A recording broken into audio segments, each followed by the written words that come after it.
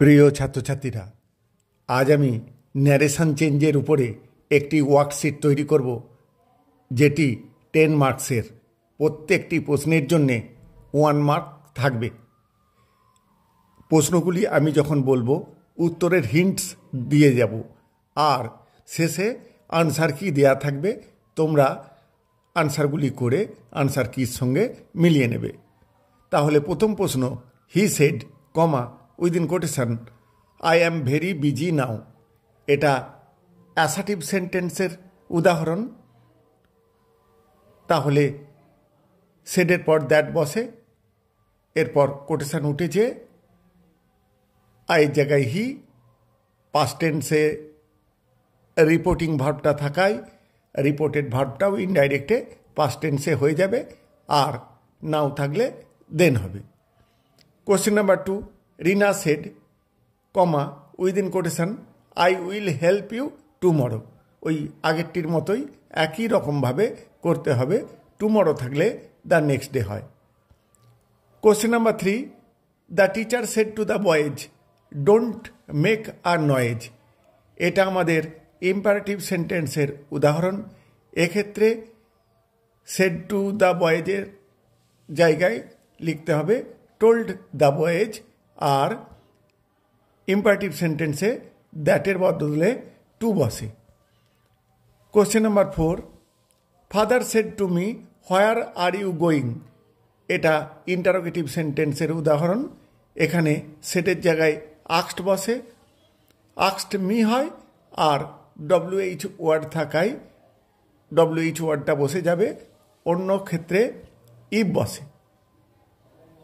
সেন্টেন্সটা আর ইন্টারোগেটিভ থাকবে না, অ্যাসার্টিভ হয়ে যাবে ইনডাইরেক্ট স্পিচে। এরপর question number 5, she said, comma, within quotation, I have finished my homework. এটাও অ্যাসার্টিভ সেন্টেন্সের উদাহরণ, আগের মতোই করতে হবে। Question number 6, the old man said, may God bless you. এটা ইম্পারেটিভ সেন্টেন্সের উদাহরণ। এটা ভগবানের কাছে প্রার্থনা করা হচ্ছে, সেজন্য প্রেড হবে। সেটের জায়গায় প্রেড হবে, তারপরে দ্যাট বসে, এরপর গড আগে বসবে, মেয়ের পাস্ট টেন্স মাইট হবে। এইভাবে করতে হবে। Question number 7, they said, comma, within quotation, we saw the film yesterday.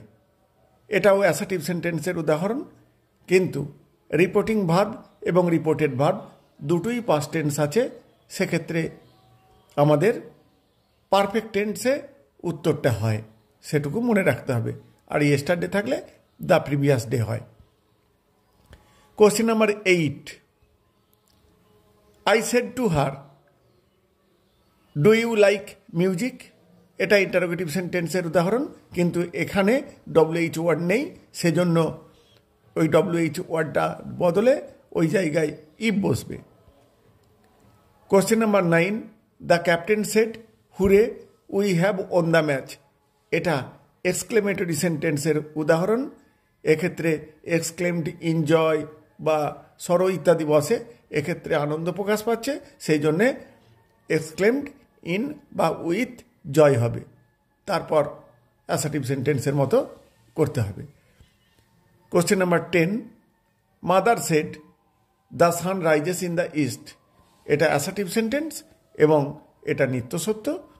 এক্ষেত্রে দ্যাট বসে, আর ইনডাইরেক্ট স্পিচে রিপোর্টেড ভার্বের টেন্সের কোনো পরিবর্তন হবে না। এই হলো আলোচনা, যেখানে আমি অল্প মাত্রায় হিন্টস দিয়ে দিলাম। এরপর তোমরা প্র্যাকটিস করে, অর্থাৎ খাতায় লিখে, তারপর আনসার কির সঙ্গে মিলিয়ে নেবে। এখানে আমি আনসার কিটা দিয়ে দিয়েছি, তোমরা উত্তর করার পর মিলিয়ে নেবে।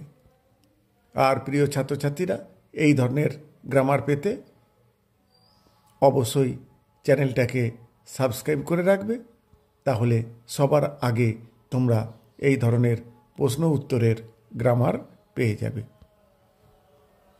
Thank you all.